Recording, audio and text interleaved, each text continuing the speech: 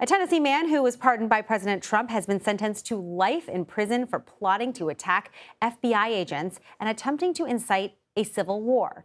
Edward Kelly was the fourth rioter to enter the Capitol on January 6th. He faced a separate investigation for targeting federal agents who were looking into his role in the Capitol attack. Now Kelly is set to spend the rest of his life behind bars.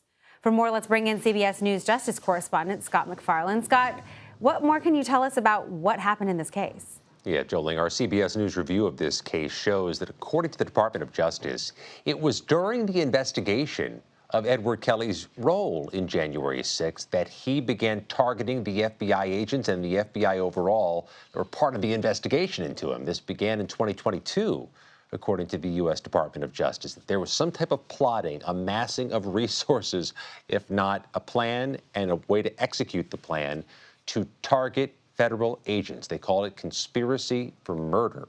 So Edward Kelly, who was pardoned on January 20th for his role in the U.S. Capitol insurrection, now faces a life prison term for what he did while under investigation for the U.S. Capitol insurrection. There has been, as this week ends, no pardon for Edward Kelly in this separate case, which is being prosecuted in the Eastern District of Tennessee.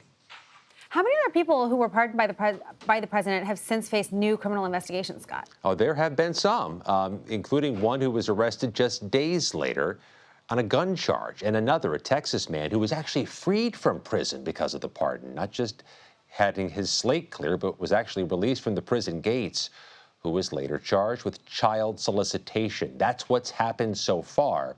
But one of the warnings that Justice Department officials gave during the Biden administration was that if there are pardons, these are people with a history of recidivism, of criming again after they get released, and we're seeing that play out already here in 2025. You also have some new reporting on the opposition to the FBI's planned move of its headquarters to the former office of USAID. What have you learned?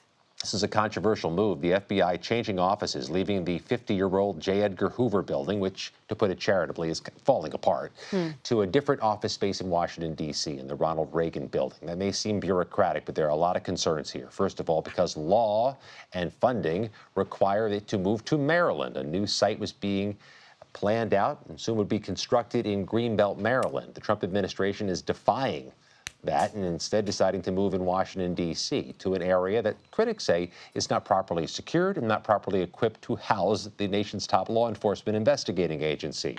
We expect, Joling, there to be legal challenges and congressional efforts to defund this move across town in Washington, D.C., and force this thing to go to Maryland. Just one of the many dramas playing out for the new FBI director, the one you just saw, Kash Patel.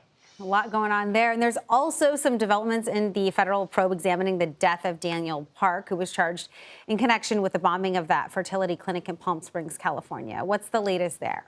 Yes, things happen so quickly, it's easy to lose track of some of these very emergent issues from a few weeks ago. But you'll recall that explosion, that bombing of the fertility clinic in California.